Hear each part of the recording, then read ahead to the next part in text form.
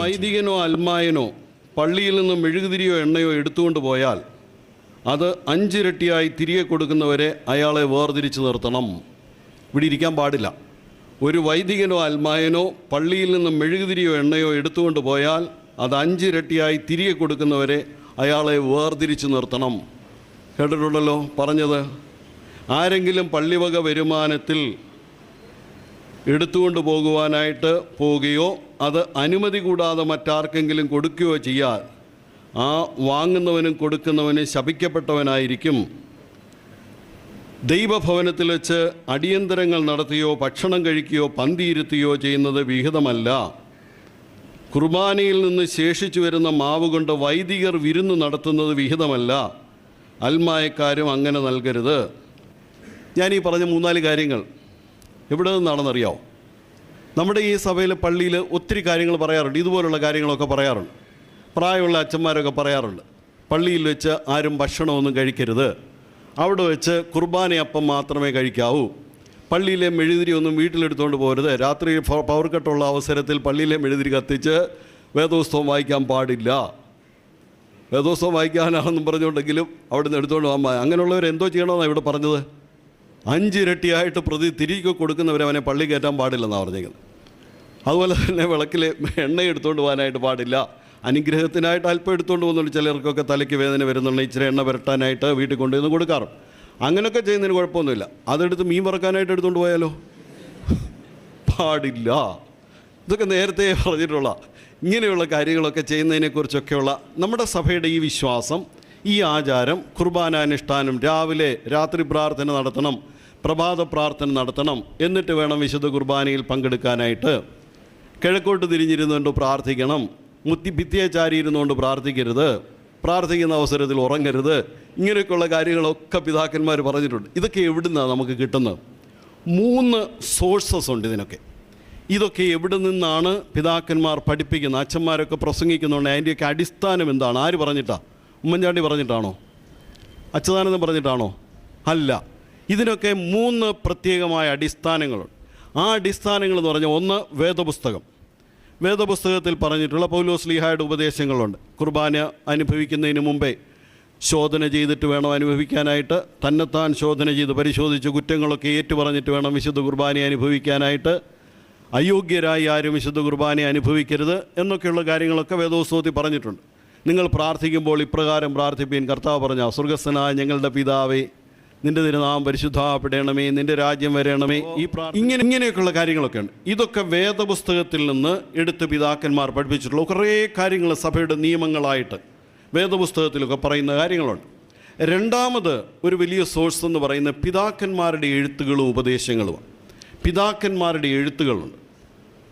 അന്ത്യോക്യയിലെ പിതാവായ Ignatius നൂറോനോസ്, തീക്കടുത്ത Mar Ignatius, റോമിലെ ക്ലിമ്മീസ്, അലക്സാണ്ട്രിയയിലെ ക്ലിമ്മീസ്, അലക്സാണ്ട്രിയയിലെ കൂറിലോസ്, ഇങ്ങനെ പറയുന്ന അന്ത്യോക്യയിലെ സെവേറിയോസ്, ഇങ്ങനെ പറയുന്ന മാബൂഗിലെ പീലക്സിനോസ്, ഈ രീതിയിൽ പറയുന്ന കുറേ പിതാക്കന്മാരുണ്ട്. മലങ്കര സഭയിൽ പറഞ്ഞാൽ പരിശുദ്ധ പരിമല തിരുമേനി, പരിശുദ്ധ വട്ടശ്ശേരി തിരുമേനി, അഭിമന്യ ബാവാ തിരുമേനിമാർ, ആലുവായിലെ വലിയ തിരുമേനി, ഇങ്ങനെയൊക്കെ പറയുന്ന വലിയ തിരുമേനിമാരുണ്ടായിരുന്നു, പിതാക്കന്മാരുണ്ടായിരുന്നു. ആ പിതാക്കന്മാരുടെ എഴുത്തുകൾ, അവരുടെ ലേഖനങ്ങൾ, ഇതൊക്കെയാണ് സഭയുടെ വിശ്വാസത്തിൻ്റെ അടിസ്ഥാനമായിട്ട്, പാരമ്പര്യങ്ങളുടെ അടിസ്ഥാനമായിട്ട്, നമ്മൾ ചെയ്യുന്ന കാര്യങ്ങളുടെയൊക്കെ അടിസ്ഥാനമായിട്ട്, ആ നിയമങ്ങളും ചട്ടങ്ങളും ഒക്കെ ഉണ്ടാവുന്നതിൻ്റെ അടിസ്ഥാനങ്ങളായിട്ടൊക്കെ എടുത്തിട്ടുള്ളൂ. അത് കഴിഞ്ഞ് മൂന്നാമതൊരു സോഴ്സുണ്ട്. ആ മൂന്നാമത്തെ സോഴ്സ് എന്ന് പറഞ്ഞാൽ സഭയുടെ കാനൂനുകൾ, കാനോൻ. എന്നോട് ഈ വർഷം ഈ ശുശ്രൂഷക്കാരുടെ ക്ലാസ്സുകൾ എടുക്കണമെന്ന് നമ്മുടെ ജോസ് പുളിയേരി സാറ് പറഞ്ഞ അവസരത്തിൽ എന്നോട് പറഞ്ഞത്, അച്ഛാ ശുശ്രൂഷക്കാരുടെ ക്ലാസ് ഉണ്ട്, അത് വന്ന് ക്ലാസ് എടുക്കണം. കഴിഞ്ഞ വർഷം ഞാൻ ക്ലാസ് എടുക്കാൻ വന്നപ്പോൾ ആരാധനയെക്കുറിച്ച് ക്ലാസ് എടുത്തു. കഴിഞ്ഞ പ്രാവശ്യം ക്ലാസ്സിലുണ്ടായിരുന്ന ആളുകൾക്കൊക്കെ അറിയാം ധൂപം വീശുന്നതിനെക്കുറിച്ചും ധൂപക്കുറ്റി വീശുന്നതിനെക്കുറിച്ചും മറ്റ് കുർബാനയിൽ നടക്കുന്ന ആരാധനയെക്കുറിച്ചും. ഈ പ്രാവശ്യം പ്രത്യേകമായിട്ട് പറയണമെന്ന് ഞാൻ ആഗ്രഹിക്കുന്നത് ഈ കാനോനെക്കുറിച്ചാണ്. പ്രത്യേകിച്ച് നിങ്ങളോട് ആരും പ്രസംഗിക്കാത്ത ഒരു വിഷയമാണ്. വൈദികരുടെ മീറ്റിങ്ങിൽ മാത്രം പറയുന്ന, അല്ലെങ്കിൽ അതുപോലുള്ള സെമിനാരിയിൽ പഠിക്കുന്ന ഉടനെ പഠിപ്പിക്കുന്ന ഒരു വിഷയമാണ് സഭയുടെ കാനോൻ എന്ന് പറയുന്നു. നമ്മളൊക്കെ കേട്ടിട്ടുണ്ട് കാനോൻ എന്തുവാണ്. അതുപോലെ തന്നെ ഹൂദായ കാനോൻ എന്ന് കേട്ടിട്ടുണ്ട്. ഹൂദായ കാനോൻ അനുസരിച്ചാണ് സഭയുടെ കാര്യങ്ങളൊക്കെ നടക്കുന്നതെന്നൊക്കെ പറഞ്ഞിട്ടുണ്ട്. ആ ഹൂദായ കാനൂനിൽ നിന്നുള്ള 1-2 ഭാഗങ്ങളാണ് ഞാനിപ്പോൾ വായിച്ച് കേൾപ്പിച്ചത്. മെഴുകുതിരി എടുത്തുകൊണ്ട് പോകരുതെന്നും പ്രാർത്ഥിക്കുന്ന ഉടനെ എങ്ങനെ നിൽക്കണമെന്നും ഇതുപോലുള്ള കുറേ കാര്യങ്ങൾ സഭയുടെ നിയമങ്ങളായിട്ട്, സഭയുടെ ഭരണഘടനയല്ല, ഭരണഘടനയിൽ പറയുന്നത് എന്താ, പൊതുയോഗത്തിൽ എങ്ങനെ സംബന്ധിക്കണമെന്നും ട്രസ്റ്റിയെ എങ്ങനെ തിരഞ്ഞെടുക്കണമെന്നും സെക്രട്ടറിയെ എങ്ങനെ തിരഞ്ഞെടുക്കണമെന്നും ആ വക കാര്യങ്ങൾ സഭയുടെ ഭരണം സംബന്ധിച്ചുള്ള കാര്യങ്ങളാണ് പറയും. ആ കാര്യങ്ങൾ തന്നെ കാനൂനുകളിലും പറഞ്ഞിട്ടുണ്ട്. എങ്കിലും ആത്മീയമായ കാര്യങ്ങൾ എങ്ങനെയാണ് നടത്തേണ്ടത്, വിശുദ്ധ കുർബാന എങ്ങനെയാണ് അനുഷ്ഠിക്കേണ്ടത്, വിശുദ്ധ മാമോദീസ എങ്ങനെയാണ് നടത്തേണ്ടത്, വിവാഹ കൂദാശ എങ്ങനെയാണ് നടത്തേണ്ടത്, ശവസംസ്കാരം എങ്ങനെയാണ് നടത്തേണ്ടത്, പള്ളി എങ്ങനെയാണ് കൂദാശ ചെയ്യേണ്ടത്, വിശുദ്ധ മൂറോൻ എങ്ങനെയാണ് കൂദാശ ചെയ്യേണ്ടത്, ഇങ്ങനെയൊക്കെയുള്ളതായ സഭയെ ബാധിക്കുന്നതായ ഒത്തിരിയും കാര്യങ്ങൾ പരാമർശിച്ചിട്ടുള്ള പുസ്തകങ്ങളാണ് കാനൂനുകൾ എന്ന് പറയുന്നത്. ഈ കാനൂനുകൾ എന്ന് പറയുന്നത് നിഖ്യാ സുന്നോദോസ് മുതൽ 3 സാർവത്രിക സുന്നോദോസുകൾ, നിഖ്യാ, കുസ്തന്തീനോപ്പോലിസ്, എഫേസോസ്, ഈ സുന്നോദോസുകളിലൊക്കെ തീരുമാനങ്ങൾ എടുത്തിട്ടുണ്ട്. ആർക്കാണ് പട്ടം കൊടുക്കേണ്ടത്, ആർക്കാണ് പട്ടം കൊടുത്തുകൂടാത്തത്, എങ്ങനെയാണ് ഒരു മെത്രാപ്പൊലീത്തായെ തിരഞ്ഞെടുക്കേണ്ടത്, എങ്ങനെയാണ് മൂറോൻ കൂദാശ ചെയ്യേണ്ടത്, എങ്ങനെയുള്ള ആളുകളെ മാമോദീസ മുക്കണം, എങ്ങനെയുള്ള ആളുകളെ മാമോദീസ മുക്കാൻ പാടില്ല, ഈ വക കാര്യങ്ങളൊക്കെ തീരുമാനിക്കുക. എപ്പോൾ മാമോദീസ മുക്കണം. നമ്മുടെ വലിയ പള്ളികളിലൊക്കെ, പ്രധാനപ്പെട്ട എല്ലാ പള്ളികളിലും ഇവിടെയുള്ള പ്രായമുള്ള ശുശ്രൂഷക്കാർക്കൊക്കെ അറിയാം, വലിയ നോമ്പിൽ മാമോദീസ മുക്കുമോ? സാധാരണ മുക്കത്തില്ല. ഒരു വലിയ നോമ്പിലെ ആദ്യത്തെ 2 ആഴ്ച കഴിഞ്ഞാൽ മാമോദീസ മുക്കാൻ പാടില്ല എന്നാണ് കാനൂനുകളിൽ എഴുതിയിരിക്കുന്നത്, സുന്നതദോസുകൾ തീരുമാനിച്ചിരിക്കുന്നത്. അതിന് പ്രത്യേകമായ കാരണങ്ങളുണ്ടാവാം. അതേപോലെ തന്നെ ഒരു പള്ളിയിലെ ഒരു പട്ടക്കാരനുള്ള അവസരത്തിൽ ആ പട്ടക്കാരൻ വേറൊരു പള്ളിയിൽ പോയി കുർബാന ചെല്ലാൻ പാടില്ല. ഒരു ഭദ്രാസനത്തിൻ്റെ മെത്രാപ്പൊലീത്ത ആ ഭദ്രാസനത്തിൽ നിന്ന് വേറൊരു ഭദ്രാസനത്തിലേക്ക് പോകാൻ പാടില്ല. പോകണമെങ്കിൽ എന്തൊക്കെ കാര്യങ്ങൾ ചെയ്തിട്ടായിരിക്കണം എന്നുള്ളതിനെക്കുറിച്ചൊക്കെയുള്ള തീരുമാനങ്ങളുണ്ട്. അങ്ങനെയുള്ള തീരുമാനങ്ങളുടെ എല്ലാം അടിസ്ഥാനത്തിലാണ് ഈ സഭയിലെ കാര്യങ്ങളെല്ലാം, ഈ ആത്മീയ മണ്ഡലത്തിലെ കാര്യങ്ങളെല്ലാം നിയന്ത്രിച്ചു കൊണ്ടിരിക്കുന്നത്. അങ്ങനെയുള്ള നിയമങ്ങൾ എഴുതി വയ്ക്കുന്ന പുസ്തകമാണ് കാനോൻ എന്ന് പറയുന്നത്. മലങ്കര സഭ ഉപയോഗിക്കുന്ന കാനോന് പ്രത്യേകമായൊരു പേര് കൊടുത്തിട്ടുണ്ട്. അതിന് ഹൂദായ കാനോൻ എന്ന് പറയും. കേട്ടിട്ടുണ്ടോ നിങ്ങൾ? ഹൂദായ കാനോൻ പ്രായമുള്ള ആളുകളൊക്കെ കേട്ടിട്ടുണ്ട്. കുട്ടികളൊക്കെ 7ാം ക്ലാസ്സിലോ 8ാം ക്ലാസ്സിലോ ഒക്കെ പഠിക്കുന്നവർ ആദ്യമായിട്ട് കേൾക്കുകയാണ്. ഇനിയും ഇത് കേൾക്കും, അടുത്ത വർഷമൊക്കെ കേൾക്കും. ഹൂദായ കാനോൻ. ഹൂദായ കാനോൻ എന്ന് പറഞ്ഞാൽ, ഹൂദായ എന്ന് പറഞ്ഞാൽ ആ വാക്കിൻ്റെ അർത്ഥം വിശദീകരണം, എക്സ്പ്ലനേഷൻ എന്ന ആ വാക്കിൻ്റെ അർത്ഥം.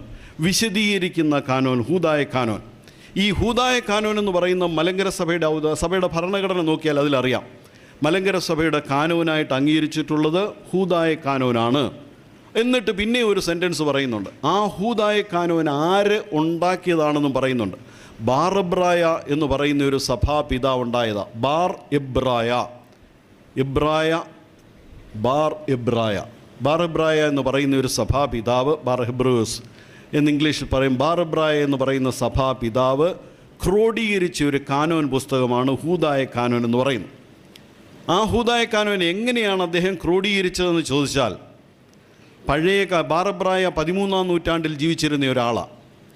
ബാർ എബ്രായ 13ാം നൂറ്റാണ്ടിൽ ജീവിച്ചിരുന്ന അതിപണ്ഡിതനായൊരു പിതാവായിരുന്നു. അദ്ദേഹം കിഴക്കിൻ്റെ കാതോലിക്ക അഥവാ മഫ്രിയാനായിരുന്നു. കിഴക്കിൻ്റെ കാതോലിക്കാമാരിൽ പ്രധാനിയായിട്ട് അറിയപ്പെടുന്ന ഒരാളാണ് ബാർ എബ്രായ. ആ ബാർ എബ്രായയാണ് 13ാം നൂറ്റാണ്ടിൽ ജീവിച്ചിരുന്ന പണ്ഡിതനായ പിതാവ്. സഭാചരിത്രകാരനായിരുന്നു, വേദശാസ്ത്രജ്ഞനായിരുന്നു, വേദപുസ്തക പണ്ഡിതനായിരുന്നു. എല്ലാ മേഖലകളിലും പാണ്ഡിത്യം നേടിയ ഒരു പിതാവായിരുന്നു ബാർ എബ്രായ എന്ന് പറയുന്ന ആൾ. പൗരസ്ത്യ സഭകളിൽ, പേർഷ്യൻ സഭയിൽ അല്ലെങ്കിൽ അന്ത്യോക്യൻ സുറിയാനി സഭയിൽ 13ാം നൂറ്റാണ്ടിൽ ബാർ എബ്രായയെ പോലെ പണ്ഡിതനായൊരു പിതാവ് ജീവിച്ചിരുന്നില്ല. അദ്ദേഹത്തിന് മുമ്പും അദ്ദേഹത്തിൻ്റെ പിമ്പുമുള്ള അനേക പിതാക്കന്മാരുടെ നിരകൾ എടുക്കുമ്പോൾ ആ പിതാക്കന്മാരുടെ കൂട്ടത്തിൽ ഏറ്റവും പ്രധാനപ്പെട്ട ഒരാളായിരുന്നു ബാർ എബ്രായ എന്ന് പറയുന്നയാൾ. അദ്ദേഹം വലിയ ജ്യോതിശാസ്ത്രജ്ഞനായിരുന്നു, വാനനിരീക്ഷകനായിരുന്നു, അസ്ട്രോളജറായിരുന്നു. അതുപോലെ തന്നെ മറ്റ് പല കാര്യങ്ങളിലും എന്തെല്ലാം ശാസ്ത്ര മേഖലകൾ അന്നൊക്കെ വ്യാപിച്ചിരുന്നോ ആ മേഖലകളിലൊക്കെ പാണ്ഡിത്യം നേടിയ ആളായിരുന്നു. അതുകൊണ്ടാണ് അദ്ദേഹം സഭാ ചരിത്രം എഴുതിയിട്ടുണ്ട്, അല്ലെങ്കിൽ പൗരസ്ത്യ സഭകളുടെ ചരിത്രം എഴുതിയിട്ടുണ്ട്, ആഗമാന സഭയുടെ ചരിത്രം എഴുതിയിട്ടുണ്ട്. അങ്ങനെ വലിയ പണ്ഡിതനായൊരു പിതാവായിരുന്നു ഈ ബാർ എബ്രായ എന്ന് പറയുന്ന സഭാപിതാവ്. ആ പിതാവ് 13ാം നൂറ്റാണ്ടിൽ ജീവിച്ചിരുന്നപ്പോൾ അക്കാലഘട്ടത്തിലുണ്ടായിരുന്ന സഭയുടെ ആവശ്യത്തിനായിട്ട് നിയമങ്ങൾ എഴുതിയുണ്ടാക്കി. ആ നിയമങ്ങൾ അദ്ദേഹം സ്വയം കണ്ടുപിടിച്ചെഴുതിയ നിയമങ്ങളല്ല, മറിച്ച് വേദപുസ്തകത്തിലുള്ളതായ ചില കാര്യങ്ങൾ നിഖ്യ, കുസ്തന്തീനോപ്പൊലീസ്, എഫേസോസ് തുടങ്ങിയ സുന്നഹദോസുകളിൽ തീരുമാനിച്ചിട്ടുള്ള കാര്യങ്ങൾ, അദ്ദേഹത്തിന് മുമ്പുള്ള കാലഘട്ടങ്ങളിൽ പിതാക്കന്മാരൊക്കെ എഴുതിയിട്ടുള്ള ആ നിയമങ്ങൾ, ആ കാനൂനുകൾ, സുന്നഹദോസുകളുടെ തീരുമാനങ്ങൾ, ഇതെല്ലാം കൂടെ എടുത്തിട്ട് പ്രസക്തമായത് വിശുദ്ധ കുർബാനയെക്കുറിച്ച് അദ്ദേഹം പറയുകയാണെന്ന് വെച്ചോളൂ. അപ്പോൾ കുർബാനയെക്കുറിച്ച് വേദപുസ്തകത്തിൽ എന്ത് പറയുന്നുണ്ട്? പൗലോസ് സ്ലീഹ എന്ത് പറയുന്നുണ്ട്? യോഹന്നാൻ സ്ലീഹ എന്ത് പറയുന്നുണ്ട്? മറ്റുള്ള സ്ലീഹന്മാർ 72 അറിയിപ്പുകാർ, ആദായി, മാറി തുടങ്ങിയവരൊക്കെ അറിയിപ്പുകാരാണ്. അവരെന്ത് പറയുന്നുണ്ട്? സ്ലീഹന്മാരുടെ ഉപദേശങ്ങളെന്ന് പറയുന്ന പുസ്തകമുണ്ട്. ഡിഡാക്കിയൽ, ഡിഡാസ്കാലിയ എന്നൊക്കെ പറയുന്ന അപ്പോസ്തലന്മാരുടെ പഠിപ്പിക്കലുകൾ എന്ന് പറയുന്ന പുസ്തകങ്ങളൊക്കെ 4-5 നൂറ്റാണ്ടുകളിലൊക്കെ എഴുതിയിട്ടുള്ളത്, 2-3 നൂറ്റാണ്ടുകളിലൊക്കെ എഴുതിയിട്ടുള്ളത്. ഇങ്ങനെയുള്ള പുസ്തകങ്ങളിലൊക്കെ കുർബാനയെക്കുറിച്ച് എന്ത് പറയുന്നുണ്ട്? മാമോദീസായെക്കുറിച്ച് എന്ത് പറയുന്നുണ്ട്? പൗരോഹിത്യത്തെക്കുറിച്ച് എന്ത് പറയുന്നുണ്ട്? ഈ കാര്യങ്ങളൊക്കെ എടുത്തിട്ട് അദ്ദേഹം ക്രോഡീകരിച്ചൊരു പുസ്തകം ഉണ്ടാക്കി. ആ പുസ്തകമാണ് ഹൂദായ കാനോൻ എന്നറിയപ്പെടുന്നത്. പണ്ടുണ്ടായിരുന്ന നിയമങ്ങൾ, ആ നിയമങ്ങളെല്ലാം കൂടി എടുത്ത് ക്രോഡീകരിച്ച് ഇന്നിന്ന കാര്യങ്ങൾ ചെയ്യണമെന്ന് പറഞ്ഞുകൊണ്ട് ക്രോഡീകരിച്ച് എഴുതിയിട്ടുള്ള പുസ്തകമാണ് ഹൂദായ കാനോൻ എന്ന് പറയുന്നത്. 1875 മലങ്കര സഭയിൽ ഈ ഹൂദായ കാനോൻ വരുന്നത് പണ്ടെങ്ങും വന്നൊന്നുമല്ല. 13-ാം നൂറ്റാണ്ടിൽ കാനോൻ എഴുതിയെങ്കിലും ആ കാനോൻ്റെ ചില പതിപ്പുകൾ, ചില അറിവുകളൊക്കെ ഇവിടെയൊക്കെ പ്രചാരത്തിലുണ്ടായിരുന്നു. അത് കഴിഞ്ഞ് 1875 പത്രോസ് പാത്രിയർക്കീസ് ബാവ ഇവിടെ വന്നു. അദ്ദേഹമാണ് 1876 മുളന്തുരുത്തി സുന്നഹദോസ് കൂടുന്നതും അത് വിളിച്ചുകൂട്ടി അതിൽ അധ്യക്ഷനായിട്ടിരിക്കുന്നത്. 1876 കൂടിയ മുളന്തുരുത്തി സുന്നഹദോസിൽ വെച്ച് ഹൂദായ കാനോനാണ് മലങ്കര സഭ അംഗീകരിക്കുന്ന കാനോൻ എന്ന് തീരുമാനിച്ചു, പാസാക്കി. പത്രോസ് പാത്രിയർക്കീസ് ബാവ ആ കാനോൻ്റെ ഒരു കോപ്പി മലങ്കര സഭയ്ക്ക് നൽകി. അന്നു മുതൽ ഇന്ന് വരെയും മലങ്കര സഭയുടെ കാനോനായിട്ട് ഹൂദായ കാനോൻ തന്നെയാണ് നമ്മൾ ഉപയോഗിച്ചുകൊണ്ടിരിക്കുന്നത്. ആ ഹൂദായ കാനോനിലാണ് ഈ നടപടികളെല്ലാം പറയുന്നത്. ഹൂദായ കാനോൻ വളരെ ബൃഹത്തായൊരു ഗ്രന്ഥമാണ്. അതിൻ്റെ കുറേ ഭാഗങ്ങൾ മാത്രം, 8-9 അധ്യായങ്ങൾ മാത്രമേ അന്ന് പ്രചാരത്തിൽ വന്നുള്ളൂ. ആ ഭാഗങ്ങൾ ഇപ്പോൾ പ്രസക്തമായിട്ടുള്ള കാര്യങ്ങൾ, ചില കാര്യങ്ങളൊക്കെ ഇപ്പോഴത്തെ കാലഘട്ടത്തിനോ ഇപ്പോഴത്തെ സഭയ്ക്കോ ഒന്നും പ്രസക്തമായിട്ടുള്ള കാര്യങ്ങളല്ല. ആ കാര്യങ്ങളൊന്നും എടുക്കാതെ മറ്റു പല കാര്യങ്ങൾ, അതിന് പ്രയോജനപ്രദമായ അധ്യായങ്ങൾ, ഭാഗങ്ങൾ മാത്രം എടുത്തിട്ട് മലങ്കര സഭ ഒരു കാനോനായിട്ട് ക്രോഡീകരിച്ചു. എന്നാലും ഹൂദായ കാനോൻ മുഴുവനും ഉള്ളതായ ഹൂദായ കാനോൻ തന്നെയാണ് സഭ ഉപയോഗിക്കുന്നതെന്ന് പറഞ്ഞു. എന്നിട്ട് ഈ ഹൂദായ കാനോൻ ഇവിടെ 1876 ഇൻട്രൊഡ്യൂസ് ചെയ്ത്, അത് കഴിഞ്ഞിട്ട് 1889 19-ാം നൂറ്റാണ്ടിൻ്റെ അവസാനത്തിൽ തന്നെ മലങ്കര സഭയിൽ കക്ഷി വഴക്കൊക്കെ ഉണ്ടാവുന്നുണ്ട്. പാത്രിയർക്കീസ് കക്ഷി ഉണ്ടാവുന്നുണ്ട്, ഓർത്തഡോക്സ് കക്ഷി ഉണ്ടാവുന്നുണ്ട്, നവീകരണക്കാരും മർത്തോമ കക്ഷി ഉണ്ടാവുന്നുണ്ട്. ഈ കക്ഷികളൊക്കെ ഉണ്ടാകുന്ന അവസരത്തിൽ ഈ കാനോനെക്കുറിച്ചുള്ളതായ തർക്കങ്ങളും ഉണ്ടാകുന്നുണ്ട്. ഏത് കാനോനാണ് സ്വീകരിക്കേണ്ടത്, ഏത് പതിപ്പാണ് സ്വീകരിക്കുക? കാരണം അച്ചടിച്ചതൊന്നും അന്ന് അവൈലബിൾ അല്ലായിരുന്നു. അച്ചടിയൊന്നും ഈ ഭംഗിയായിട്ടുള്ള രീതിയിൽ മലയാളം അച്ചടിക്കാനായിട്ടൊന്നും അക്കാലഘട്ടത്തൊന്നും സാധിക്കത്തില്ല. സുറിയാനിയിലുള്ള കയ്യെഴുത്ത് പ്രതികളായിരുന്നു ഇവിടെ ഉണ്ടായിരുന്നത്. അപ്പോൾ വിവിധ കയ്യെഴുത്ത് പ്രതികൾ നിലനിൽക്കുന്ന ഉടനെ കക്ഷിവഴക്കുണ്ടായപ്പോൾ ഓരോ കക്ഷികളും അവരവർക്ക് താല്പര്യമുള്ള കാനൂനുകൾ, അതിൻ്റെ പ്രതികളൊക്കെ കൊണ്ടുവന്ന് കോടതിയിൽ ഹാജരാക്കി. അപ്പോൾ അതിനെക്കുറിച്ച് തർക്കങ്ങളൊക്കെ ഉണ്ടായി. അങ്ങനെയാണ് കേട്ടിട്ടുണ്ട് സഭാചരിത്രമൊക്കെ വായിക്കുന്ന ആളുകൾക്ക് 7 അക്കം കാനോൻ, 18 അക്കം കാനോൻ, കാപ്പി കാനോൻ എന്നൊക്കെ പറയുന്നതായ കാനോനുകളൊക്കെ പലതും മലങ്കര സഭയിൽ പ്രചാരത്തിലിരുന്നു. അതിനെക്കുറിച്ചൊന്നുമല്ല നമ്മളിപ്പോൾ ഡിസ്കസ് ചെയ്യാനായിട്ട് പോകുന്നു. ഏതായാലും ഇതിനെക്കുറിച്ചുള്ള തർക്കങ്ങളൊക്കെ ഉണ്ടായ അവസരത്തിൽ വ്യത്യസ്തങ്ങളായ കാനോനുകളുടെ പതിപ്പുകൾ മലങ്കര സഭയിലുണ്ടായി. എന്നാൽ അത് കഴിഞ്ഞിട്ട് പിന്നെ അത് ഒന്നിച്ച് ക്രോഡീകരിച്ച് കോടതികളുടെയൊക്കെ തീരുമാനങ്ങളൊക്കെ ഉണ്ടായി. ഇന്ന കാനോനാണ് സ്വീകരിക്കേണ്ടത്, പാരീസിൽ അച്ചടിച്ച കാനോനാണ്, ഇന്ന സമയത്ത് അച്ചടിച്ച കാനോനാണ് എന്നൊക്കെ പറഞ്ഞുകൊണ്ട് ആ കാനോനുകളെക്കുറിച്ചൊക്കെ തീരുമാനങ്ങളൊക്കെ ഉണ്ടാവുന്നുണ്ട്. ആ തീരുമാനങ്ങളുടെ അടിസ്ഥാനത്തിൽ മലങ്കര സഭ ഈ കാനോൻ സഭയുടെ കാനോനായിട്ട് സ്വീകരിക്കുകയും ചെയ്തു. ഇനിയും അതിനകത്തുള്ളതായ 1-2 കാര്യങ്ങൾ കൂടെ ഇതിനോടനുബന്ധിച്ച് പറയാനായിട്ടുള്ളത്. ഒന്ന്, ഈ ബാറബ്രായെക്കുറിച്ച് പറഞ്ഞു. ബാറബ്രായ പണ്ഡിതനായൊരു പിതാവായിരുന്നു. അദ്ദേഹം ഒത്തിരിയും കാര്യങ്ങൾ എഴുതിയിട്ടുണ്ട്, പുസ്തകങ്ങൾ എഴുതിയിട്ടുണ്ട്. ആ പുസ്തകങ്ങളിലൊക്കെ സഭയെക്കുറിച്ചും സഭയുടെ ചരിത്രത്തെക്കുറിച്ചും അദ്ദേഹം എഴുതിയിട്ടുള്ള പുസ്തകങ്ങൾ എത്രമാത്രമുണ്ട്, 31 പുസ്തകങ്ങളുടെ തലക്കെട്ടുകൾ തന്നെ ഇവിടെ ചരിത്രകാരന്മാർ എഴുതിയിട്ടുണ്ട് ബാറബ്രായ എഴുതിയ പുസ്തകത്തിൻ്റെ. അത് കഴിഞ്ഞിട്ട് ഇദ്ദേഹം വലിയൊരു അസ്ട്രോളജർ ആയിരുന്നു ഞാൻ പറഞ്ഞു. അദ്ദേഹത്തിൻ്റെ മരണത്തെക്കുറിച്ച് തന്നെ മുമ്പ് അദ്ദേഹം എഴുതി വെച്ചിട്ടുണ്ട്. ഗ്രീക്ക് വർഷം 1597, ക്രിസ്തു വർഷം 1286. അദ്ദേഹത്തിൻ്റെ ജനനശേഷം 60-ാം വർഷം അദ്ദേഹം മരണത്തെ പ്രതീക്ഷിക്കുകയും ഭയപ്പെടുകയും ചെയ്തിരുന്നു. അദ്ദേഹം പറഞ്ഞിരുന്നു, ശനിയും വ്യാഴവും കുംഭരാശിയിൽ സന്ധിച്ചപ്പോഴാണ് ഞാൻ ജനിച്ചത്. 20 വർഷങ്ങൾക്ക് ശേഷം തുലാം രാശിയിൽ സന്ധിച്ചപ്പോൾ ഞാൻ മെത്രാനായി വാഴിക്കപ്പെട്ടു. 20 വർഷം കൂടെ കഴിഞ്ഞ് അവ മിഥുനൻ രാശിയിൽ സന്ധിച്ചപ്പോൾ ഞാൻ മഫ്രിയാനായി. ഇനി 20 വർഷം കഴിഞ്ഞ് വീണ്ടും ഇവ കുംഭൻ രാശിയിൽ സന്ധിക്കുമ്പോൾ ഞാൻ ഈ ലോകത്തിൽ നിന്ന് വിട പറയുമെന്ന് കരുതുന്നു. അദ്ദേഹം ഇപ്രകാരം പറയുമായിരുന്നു: കാലമാകുന്ന വലയെ നിൻ്റെ കെണി ഗ്രീക്ക് വർഷം 1537 മുതൽ എന്നെ പിടിക്കാൻ തുടങ്ങി. ഗ്രീക്ക് വർഷം 1597 ഞാൻ നിന്നിൽ ഉണ്ടായിരിക്കുകയില്ല. ബാർബ്രായ ഇങ്ങനെയാണ് സഭാചരിത്രം തന്നെ അവസാനിപ്പിക്കുന്നത്. പണ്ഡിതനായി തൻ്റെ മരണത്തെക്കുറിച്ച് തന്നെ മുൻകൂട്ടി കാണാനായിട്ട് സാധിച്ച ഒരു പിതാവ്. അദ്ദേഹത്തെക്കുറിച്ച് കൂടുതൽ കാര്യങ്ങൾ പഠിക്കുവാനായിട്ടും അറിയുവാനായിട്ടും നമുക്ക് സാധിക്കണം. അദ്ദേഹം എഴുതിയ കാനോനെക്കുറിച്ച് ഇനി 3-4 കാര്യങ്ങൾ കൂടെ നിങ്ങളുടെ ശ്രദ്ധയിലേക്ക് കൊണ്ടുവരണമെന്ന് ഞാൻ ആഗ്രഹിക്കുന്നു. ഈ കാനോനിൽ പ്രത്യേകമായിട്ടും ഓരോ അവസ്ഥകളിൽ എന്തെല്ലാം കാര്യങ്ങൾ നാം ചെയ്യണം, എങ്ങനെയായിരിക്കണം പ്രാർത്ഥനകൾ നടത്തേണ്ടത്, എങ്ങനെയായിരിക്കണം കുർബാനയിൽ സംബന്ധിക്കേണ്ടത് എന്നുള്ള കാര്യങ്ങളൊക്കെ പറയുന്നുണ്ട്. നോമ്പുകളുടെ സംഖ്യ എങ്ങനെയാണ്, പെരുന്നാളുകൾ എങ്ങനെയാണ്. കർത്താവ് അവസാനത്തിൽ കിഴക്ക് നിന്ന് പ്രത്യക്ഷപ്പെടുമെന്നുള്ളതുകൊണ്ട് കിഴക്കോട്ട് തിരിഞ്ഞെന്ന് പ്രാർത്ഥിക്കണമെന്ന് ശ്ലീഹന്മാർ നിശ്ചയിച്ചു. എല്ലാ വിശ്വാസിയും വിശ്വാസിനിയും പ്രഭാത സമയത്ത് ഉറക്കത്തിൽ നിന്ന് എഴുന്നേറ്റ് ഏതെങ്കിലും ജോലി ചെയ്യുന്നതിന് മുമ്പായി മുഖം കഴുകിയിട്ട് പ്രാർത്ഥിക്കണം. ഒരു വിശ്വാസി വീട്ടിൽ വെച്ച് പോലും കേൾവിക്കാരൻ്റെയോ വേദവിപരീതിയുടെയോ കൂട്ടത്തിൽ പ്രാർത്ഥിക്കരുത്. കർത്താവ് പ്രകാശം നൽകിയതുകൊണ്ട് പ്രഭാത സമയത്തും 3-ാം മണി സമയത്ത് അവിടുന്ന് ന്യായം വിസ്തരിക്കപ്പെട്ടതുകൊണ്ട് അപ്പോഴും 6-ാം മണി സമയത്ത് കുരിശിൽ തുറക്കപ്പെട്ടതുകൊണ്ട് ആ സമയത്തും 9-ാം മണി സമയത്ത് സകലതും ഇളകി വിറച്ചതുകൊണ്ട് ആ സമയത്തും പ്രാർത്ഥന നടത്തണം. രാത്രിയിലെ ആശ്വാസത്തിന് വേണ്ടി സന്ധ്യാസമയത്തും പകലിൻ്റെ ആഗമനം പ്രതീക്ഷിക്കുന്ന സമയമാകൊണ്ട് കോഴി കൂകുമ്പോഴും പ്രാർത്ഥിക്കണം. 7 തികയുവാൻ വേണ്ടി സൂത്താറ എന്ന വേറൊരു പ്രാർത്ഥനയും കൂടി മെൽപ്പാന്മാർ കൂട്ടിച്ചേർത്തിരിക്കുന്നു. ദിവസത്തിൽ 7 പ്രാവശ്യം ഞാൻ നിന്നെ സ്തുതിച്ചുവെന്ന് ദാവീദ് പറഞ്ഞിട്ടുണ്ടല്ലോ. അൽമായക്കാർക്ക് 7 നേരം പ്രാർത്ഥിക്കുവാൻ സാധ്യമല്ലാത്തതിനാൽ സന്ധ്യയ്ക്കും പ്രഭാതത്തിലും ഉച്ചയ്ക്കും ഞാൻ ദൈവത്തെ വിളിക്കുകയും അവൻ എൻ്റെ ആത്മാവിനെ രക്ഷിക്കുകയും ചെയ്യുമെന്ന് ദാവീദ് പറഞ്ഞിരിക്കുന്നതനുസരിച്ച് 3 നേരം പ്രാർത്ഥിച്ചു കൊള്ളണം. ഇങ്ങനെ തന്നെ ദാനിയേലും തൻ്റെ മാളികയുടെ ജനലുകൾ ഊർശലേമിന് നേരെ തുറന്നുവെച്ച് ദിവസത്തിൽ 3 പ്രാവശ്യം മുട്ടുകുത്തി താൻ മുമ്പ് തന്നെ ചെയ്തിരുന്നതനുസരിച്ച് ദൈവത്തെ സ്തുതിച്ചുകൊണ്ടിരുന്നു. കൂടി പ്രാർത്ഥിക്കുമ്പോൾ മസ്മൂറാകൾ തന്നെ തുടർച്ചയായി ചൊല്ലുന്ന വിഹിതമല്ല, എല്ലാ മസ്മൂറിൻ്റെ ഇടയിൽ വായനയും ഉണ്ടായിരിക്കണം. ഇങ്ങനെയാണ് പ്രാർത്ഥനയെക്കുറിച്ച് ബാർബ്രായ പറഞ്ഞിരിക്കുന്നത്. അദ്ദേഹം ഈ പറഞ്ഞിരിക്കുന്നത് ശ്ലീഹന്മാരുടെ ഉപദേശങ്ങളിൽ നിന്നാണ്. 7 നേരം പ്രാർത്ഥിക്കണമെന്നല്ലേ പറഞ്ഞിരിക്കുന്നത്? ഏതൊക്കെ സമയത്താണ് അത് പറഞ്ഞിരിക്കുന്നത് എന്ന് പറഞ്ഞേ? സന്ധ്യയ്ക്ക്, പ്രഭാതം, 3-ാം മണി, 9-ാം മണി സമയത്ത് പ്രാർത്ഥിക്കുന്നത് എന്തുകൊണ്ടാണ്? ഇപ്പം പറഞ്ഞു. അങ്ങനെയാണോ?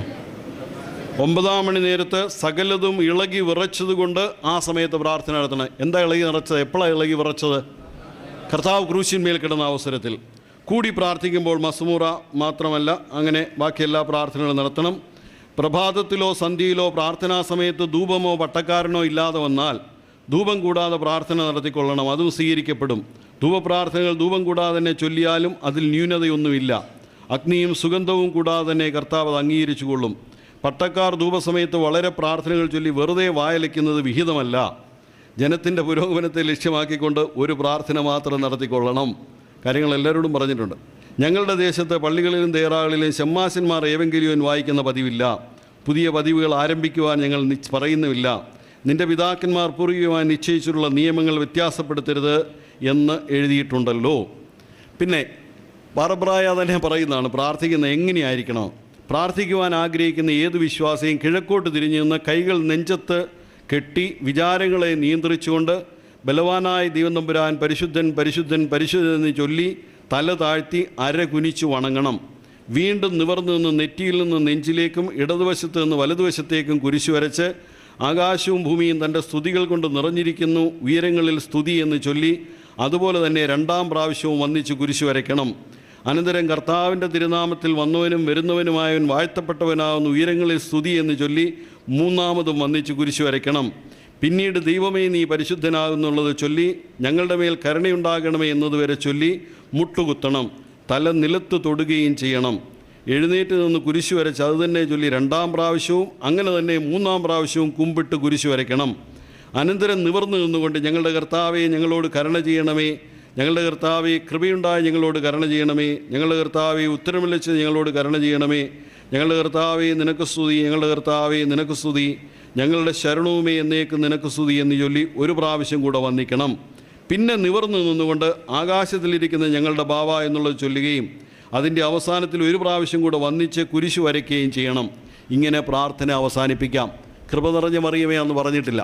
ബറബ്രായുടെ സമയത്തോ അതിനു മുമ്പുള്ളതായ കാലഘട്ടത്തിലോ ഒന്നും കൃപ നിറഞ്ഞ മറിയമേ കൗമായിൽ ഉൾപ്പെടുത്തി പ്രാർത്ഥിക്കുകയില്ലായിരുന്നു. അപ്പോൾ കൗമ ചൊല്ലുന്നത് മനസ്സിലായല്ലോ. ഇങ്ങനെ തന്നെ അവരെഴുതിയിട്ടുണ്ട്. ദൈവമേ, നീ ശുദ്ധമുള്ളവനാകുന്നു. പെന്തിക്കോസ്തി ദിവസത്തിൽ കുമ്പിടുന്ന സ്ഥാനത്ത് വന്ദിച്ചാൽ മാത്രം മതി. പെന്തിക്കോസ്തി ദിവസം എന്ന് പറയുന്നത് ഏതാ? ഉയർപ്പ് മുതൽ പെന്തിക്കോസ്തി വരെയുള്ള കാലഘട്ടം. ആ കാലഘട്ടത്തിൽ കുമ്പിടാറില്ല. പള്ളിയകത്ത് പ്രവേശിക്കുമ്പോൾ വാതുക്കൽ വന്നിച്ച്, സ്വർഗസ്ഥനായ രാജാവേ, നിൻ്റെ ഭവനത്തിൽ ഞാൻ പ്രവേശിക്കുകയും തിരുസിംഹാസനത്തിന് മുമ്പാകെ വന്ദിക്കുകയും ചെയ്തിരിക്കുന്നു. ഞാൻ ചെയ്തു പോയിട്ടുള്ള പാപങ്ങളെല്ലാം എന്നോട് ക്ഷമിക്കണമേ എന്ന് ചൊല്ലിക്കൊണ്ട് നടന്ന് മധുബഹായുടെ മുമ്പിൽ ചെന്ന് നിന്ന് ബലവാനായ ദൈവനമ്പുരാൻ പരിശുദ്ധൻ പരിശുദ്ധൻ പരിശുദ്ധൻ എന്ന് ചൊല്ലി മേൽപ്പറഞ്ഞ പ്രകാരം 3 വന്ദനകൾ നിർവഹിക്കണം. അനന്തരം എപ്പിസ്കോപ്പായുടെ കയ്യോ എപ്പിസ്കോപ്പ സ്ഥലത്തില്ലെങ്കിൽ മധുബഹ വാതിലോ മുത്തി തൻ്റെ പതിവുള്ള സ്ഥാനത്ത് പോയി നിന്ന് മേൽപ്പറഞ്ഞിരിക്കുന്ന പ്രകാരമുള്ള 3 കുമ്പിടിയിലും മറ്റ് പ്രാർത്ഥനകൾ നടത്തണം. ഉയർപ്പ് ഞായറാഴ്ച മുതൽ പെന്തിക്കോസ്തി വരെ കുമ്പിടുന്നില്ല. ആഴ്ചവട്ടത്തിൻ്റെ ദിവസങ്ങളിൽ രാവും പകലും ഇങ്ങനെ പറഞ്ഞിട്ട് ഓരോ സംഗതികളും പ്രാർത്ഥനയെക്കുറിച്ച് പറയുന്നുണ്ട്. എങ്ങനെയാണ് പ്രാർത്ഥിക്കേണ്ടതെന്നും എവിടെ നിന്ന് പ്രാർത്ഥിക്കണമെന്നും ഇനി ഈ പ്രാർത്ഥനകളെക്കുറിച്ച് ദീർഘമായിട്ട് വിശദീകരിക്കുന്നുണ്ട് ബറബ്രായ.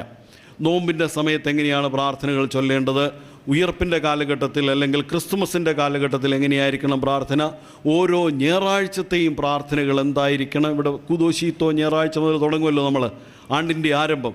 കൂദോശീത്തോ എങ്ങനെയായിരിക്കണം, ഹൂദോസീത്തോ എങ്ങനെയായിരിക്കണം, അത് കഴിഞ്ഞിട്ടുള്ളതായ കാലഘട്ടം എങ്ങനെയായിരിക്കണം, ഈ കാലഘട്ടങ്ങളെക്കുറിച്ചൊക്കെ പറഞ്ഞു പ്രാർത്ഥനയെക്കുറിച്ച് വളരെ വിശദമായിട്ട് ബറബ്രായുടെ കാനോനിൽ പ്രതിപാദിക്കുന്നുണ്ട്. അതൊക്കെയാണ് നമ്മുടെ പിതാക്കന്മാർ എടുത്ത് നമ്മളോട് പറയുന്നത്. പല അവസരങ്ങൾ നമ്മൾ വിചാരിക്കും ഇതൊക്കെ എന്താ ഈ പറയുന്നത്, ഇതെങ്ങനെ എവിടുന്ന് കിട്ടി. ചില ആളുകൾ ചോദിക്കും ഇത് വേദപുസ്തകത്തിലൊന്നും ഇല്ലല്ലോ, പിന്നെ എങ്ങനെയാണ് ഇങ്ങനെ പറയുന്നത്. ദൈവമേ, നീ ശുദ്ധമുള്ളവനാകും.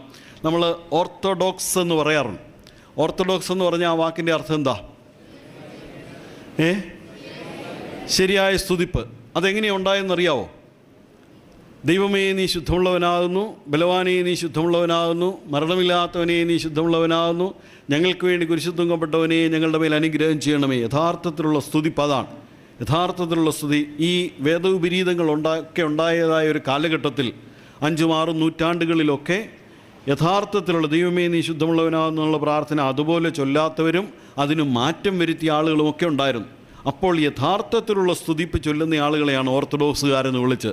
നേരായി സ്തുതിക്കുന്നവർ ഓർത്തഡോക്സ്, ശരിയായ ഗ്ലോറി നൽകുന്നവർ, ശരിയായ പ്രൈസ് നൽകുന്നവർ, ശരിയായ സ്തുതിപ്പ് നൽകുന്നവർ എന്നുള്ള അർത്ഥത്തിലാണ് ഓർത്തഡോക്സ് എന്ന് പറയുന്ന വാക്ക് തന്നെ ഉണ്ടായത്. അപ്പോൾ ഓർത്തഡോക്സ് സഭയുടെ ആരാധന എങ്ങനെയായിരിക്കണമെന്നും പ്രാർത്ഥന എങ്ങനെയായിരിക്കണമെന്നും ഒക്കെ അദ്ദേഹം പറയുന്നുണ്ട്. ഈ ഓരോ ദിവസങ്ങളിലും പ്രാർത്ഥിക്കുന്ന ആ പ്രാർത്ഥനയുടെ ക്രമങ്ങളൊക്കെ അതിനെക്കുറിച്ച് തന്നെ പറയുന്നു. ഇനിയും അത് കഴിഞ്ഞേച്ച് അദ്ദേഹം പറയുന്നൊരു കാര്യമാണ് കുർബാന അനുഭവത്തെക്കുറിച്ച്. കുർബാന അണയ്ക്കുന്ന എങ്ങനെയായിരിക്കണം, കുർബാന ചൊല്ലേണ്ടത്, കുർബാന ചൊല്ലുന്ന ആളുകളിൽ അതിലെങ്ങനെ സംബന്ധിക്കണം എന്നുള്ള കാര്യങ്ങളെക്കുറിച്ചൊക്കെ പറയുന്നത്. കുർബാന വസ്തുക്കളുടെ കൂടെ തേൻ, പാല് ആദ്യമായ ഇതര സാധനങ്ങളോ വീഞ്ഞിന് പകരം മദ്യമോ പക്ഷിമൃഗാദികളെയോ ബലിപീഠത്തിന്മേൽ അർപ്പിക്കുന്ന എപ്പിസ്കോപ്പായും കശീശായും മുടക്കപ്പെടണം. ഗോതമ്പ്, മുന്തിരിങ്ങ ഇവയ്ക്ക് പുറമെ വിളക്കിനുള്ള എണ്ണയും ധൂപത്തിനുള്ള കുന്തിരിക്കവുമല്ലാതെ മറ്റ് യാതൊന്നും മധുബഹായിൽ ആരും കൊണ്ടുവരരുത്. Mobile phone മധുവായി കൊണ്ടുവരരുത്. അതോടെ എഴുതിയിട്ടില്ല, കൊണ്ടുവരാവുന്നു. ചിലരൊക്കെ ഇപ്പോൾ മൊബൈൽ ഫോണും കൊണ്ട് മധുവായി കയറി വരത്തില്ലേ? അവിടെ എന്താ മധുവായി കൊണ്ടുവരാവുന്നത്? ഗോതമ്പ്, മുന്തിരിങ്ങ ഇവയ്ക്ക് പുറമെ വിളക്കിനുള്ള എണ്ണയും ധൂപത്തിനുള്ള കുന്തിരിക്കവും മാത്രമേ, അതല്ലാതെ മറ്റ് യാതൊന്നും മധുബഹായിൽ ആരും കൊണ്ടുവരരുത്. മനസ്സിലായല്ലോ? വേറെ സാധനങ്ങളൊന്നും, അനിഷ്ടമായിട്ടുള്ളതൊന്നും, അന്യമായിട്ടുള്ള യാതൊന്നും മധുബഹായിലേക്ക് കൊണ്ടുവരരുത്.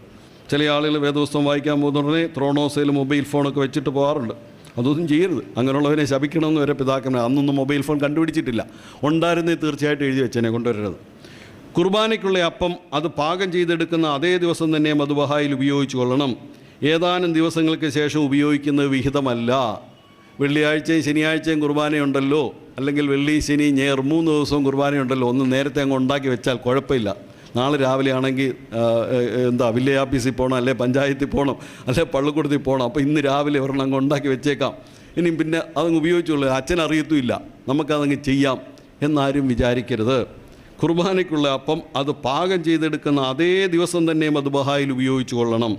ഏതാനും ദിവസങ്ങൾക്ക് ശേഷം ഉപയോഗിക്കുന്ന വിഹിതമല്ല. ഫലവഴിപാടുകളെല്ലാം എപ്പിസ്കോപ്പായിക്കും കശീശിക്കുമായി ഭവനത്തിലേക്ക് കൊടുത്തയക്കണം. മദ്ബഹായിലേക്കല്ല, ഷമ്മാശന്മാർക്കും മറ്റ് വൈദികർക്കുമായി അത് ഭാഗിച്ചു കൊടുക്കുകയും ചെയ്യണം. കുർബാന വസ്തുക്കളുടെ കൂടെ നല്ല ഗോതമ്പ്, മുന്തിരിങ്ങ, വീഞ്ഞ് ഇവയല്ലാതെ മധുര വീഞ്ഞോ ഈന്തപ്പഴം കൊണ്ടുള്ള പാനീയമോ മറ്റു വല്ലതുമോ ഉപയോഗിക്കുന്ന കശിശായ മുടക്കണം. അപ്പോൾ ആ വീഞ്ഞ് എത്രമാത്രം ഭംഗിയായിട്ടുണ്ടാക്കണമെന്നും അത് എത്രമാത്രം ആയിരിക്കണമെന്നും എന്തിൻ്റേതായിരിക്കണമെന്നും ഒക്കെ പറയാറുണ്ട്. മറ്റെന്തെങ്കിലും പഴത്തിൻ്റെ ജ്യൂസ് കൊണ്ടുവന്നിട്ട് വീഞ്ഞാണെന്ന് പറഞ്ഞുകൊണ്ട് ഉപയോഗിക്കാനായിട്ട് പാടില്ല. ഈ സ്വർഗീയ അപ്പത്തിൻ്റെ ദൃഷ്ടാന്തമായ മന്നായെക്കുറിച്ച് ഓരോ ദിവസവും അതത് ദിവസത്തേക്കുള്ളത് പെറുക്കിക്കൊള്ളണം. പ്രഭാതത്തിലേക്ക് അതിൽ നിന്നുള്ള ശേഷിപ്പ് വയ്ക്കരുത് എന്ന് ദൈവം പറഞ്ഞിരിക്കുന്നു. ഇതുമൂലം 2 കാര്യങ്ങളാണ് നമ്മെ പഠിപ്പിക്കുന്നത്. കുർബാനയപ്പം അത് പാകം ചെയ്തെടുക്കുന്ന ദിവസം തന്നെ ഉപയോഗിക്കണം. ജനങ്ങളുടെ ബാഹുല്യമനുസരിച്ച് അപ്പവും ഉണ്ടായിരിക്കണം. ഇങ്ങനെ തന്നെ കാസായും വിവേചന കൂടാതെ ഭക്ഷിക്കാതിരിക്കാൻ വേണ്ടി അശേഷവും കൂടുതലായി ഉണ്ടായിരിക്കരുത്. കഷ്ണങ്ങൾ ചെറുതായിരിക്കണം. കാസായിൽ പകുതി വീഞ്ഞും പകുതി വെള്ളവും ചേർക്കണം. കാസായിൽ കുറവായി പോയാൽ കൂദാശ ചെയ്യാത്തത് ചേർത്ത് വർദ്ധിപ്പിക്കുവാൻ പട്ടക്കാരന് അധികാരമുണ്ട്. കുർബാന അപ്പനുറുക്കുകൾ ശേഷിപ്പ് വന്നാൽ ശ്രദ്ധയോടെ സൂക്ഷിച്ചു വെച്ചിരുന്ന് മറ്റ് ദിവസങ്ങളിൽ നൽകാം. ചില പള്ളികളിലൊക്കെ കുർബാന സൂക്ഷിച്ചു വെക്കാറുണ്ടല്ലോ, രോഗികളായിട്ടുള്ള ആളുകൾക്ക് കൊടുക്കാനായിട്ട്, അല്ലെങ്കിൽ ആശുപത്രിയുടെ സമീപമുള്ളതായ പള്ളികൾ, വലിയ പള്ളികളിലൊക്കെ ഒത്തിരി ഇടവക്കാരുള്ള ആ പള്ളികളിലൊക്കെ എല്ലാ ദിവസവും കുർബാന ചൊല്ലാനായിട്ട് സാധിക്കുന്നില്ല എങ്കിൽ, അല്ലെങ്കിൽ അതിന് ബുദ്ധിമുട്ടുണ്ടെങ്കിൽ ചൊല്ലിയതായ കുർബാന അവിടെ പ്രത്യേകമായിട്ട് സൂക്ഷിച്ചു വെച്ചിട്ട് നൽകാം. വീഞ്ഞും അപ്പവും ഉപയോഗിക്കാതെ വ്രതമെടുത്തിരിക്കുന്നവർക്ക് പട്ടക്കാർ അറിവില്ലാതെ വലിയ കഷ്ണങ്ങൾ കൊടുക്കാറുണ്ട്. ഇത് ശരിയല്ല. കൂദാശികമായി ഈ ശരീരം ശാരീരിക ഭക്ഷണമല്ല, ആത്മീയ ഭക്ഷണമാണ് എന്നുള്ളതിൽ നിന്ന് സ്പഷ്ടമാണ്. ഇങ്ങനെ ചെയ്യുന്നവരെ യജമാനനെ തിന്നുന്ന നായ്ക്കളെന്നാണ് പുണ്യവാനായ റാബൂലെ വിളിക്കുന്നത്. ഓരോ ചെറിയ കഷ്ണം മതി, അല്ലാതെ വലിയ കഷ്ണം. ചില ആളുകളൊക്കെ പറയാറുണ്ട്, ഈ അച്ഛൻ ഇതെല്ലാം കൂടെ കഴിക്കുകയാണല്ലോ, ബാക്കിയുള്ളവർക്ക് എല്ലാവർക്കും ഇച്ചിരിയും തരിക. അങ്ങനെയല്ല, കുർബാനയെ കൊടുക്കാനായിട്ടുള്ളത് ഒരു ചെറിയ കഷ്ണം മാത്രം കൊടുക്കണമെന്നാണ് അവിടെ പറഞ്ഞിരിക്കുന്നത്. ആത്മീയ ഭക്ഷണമാണ് ഈ ശരീരം.